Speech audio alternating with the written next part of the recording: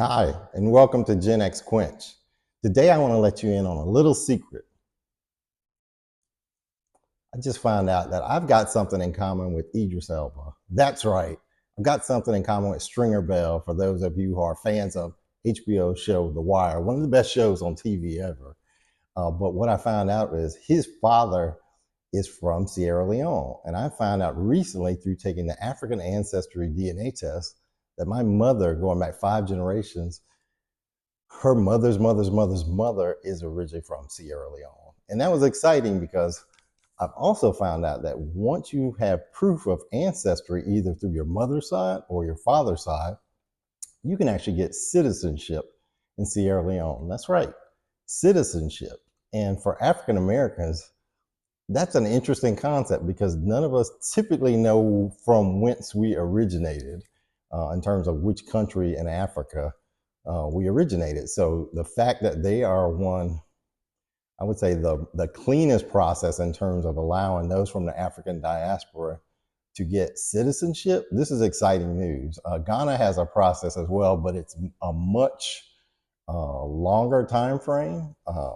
So Sierra Leone's is a much more expedited process, clean, easy to understand, etc. So today I'm going to walk you through the 5 steps you will need to take, one, to see if you're eligible, and two, you want to make it happen, to kind of walk you through what you need to do. So step 1, I would highly recommend taking a cheap DNA test.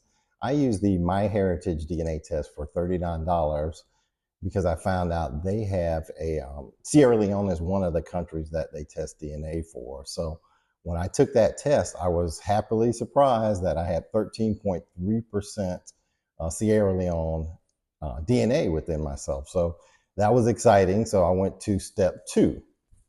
Now, step 2 was I needed to take an African Ancestry DNA test. Those are much more expensive, which is why I recommended taking a cheap one first, because if Sierra Leone didn't pop up on that DNA test, then there's no sense in going forward. So, but since I could go to step 2, now I need to take African Ancestry because it's the only DNA test that has that can trace either your father's DNA or your mother's DNA to a specific country and tribe within the continent of Africa.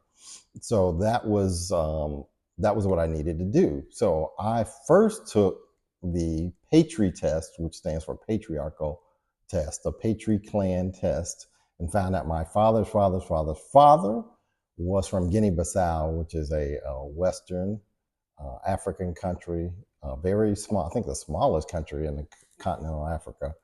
So that one did not qualify me. So I knew then it was my mother's DNA who had the Sierra Leone. So I took the Matri clan test, which is the maternal test, which tests your mother's mother back 5 generations. And that was the one, when I sent that one in, it told me that I was from, or her mother's mother was from Sierra Leone 5 generations back from the Timne tribe. So exciting news. I can move to step 3.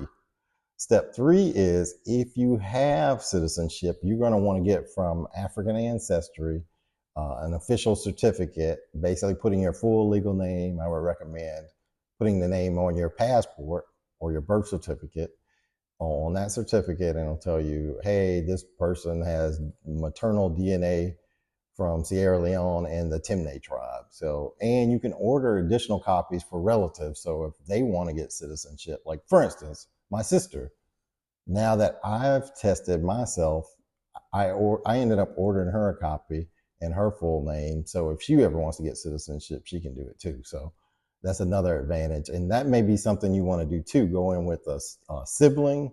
If you all have the same parents, instead of paying the $300 for one test, go in half. Or if you got 2 or 3 other siblings, go in together and one of you get tested, because if you have the same parents, the results are going to be the same. So that'll keep your costs down as well too.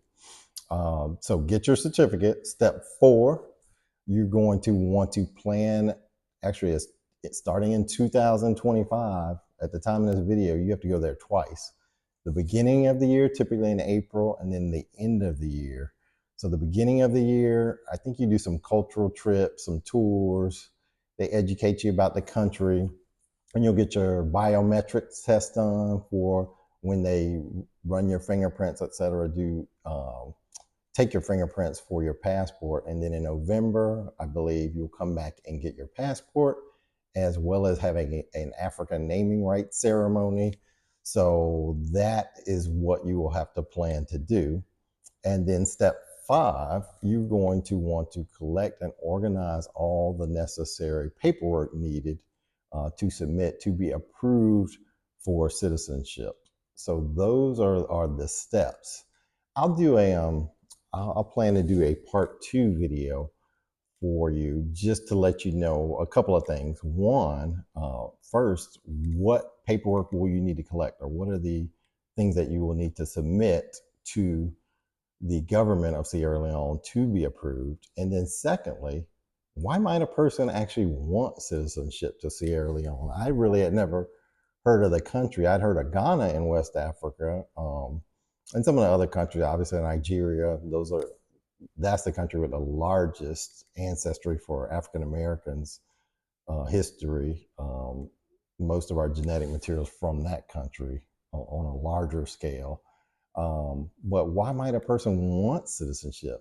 That's an interesting question. I know why I want it, but I'll list the reasons why someone in general may want it in the next video. But till that time, have a great day. Thanks for watching the channel. If you like something you heard, share, like, subscribe.